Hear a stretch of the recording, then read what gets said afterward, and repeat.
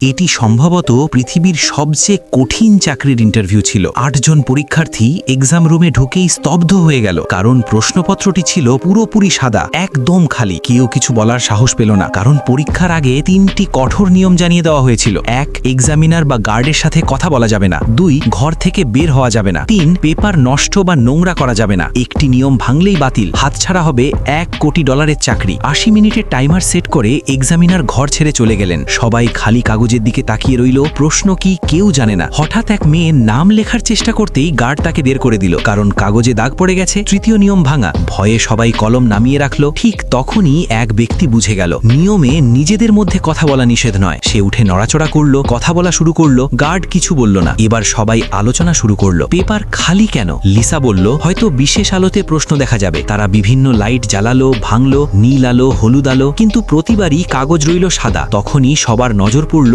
পলের দিকে। ঘরে ঢোকার পর থেকে পল একবারও ওঠেনি। তারা জিজ্ঞেস করলো, ভাই তুমি এতক্ষণ একদম নড়লে না কেন?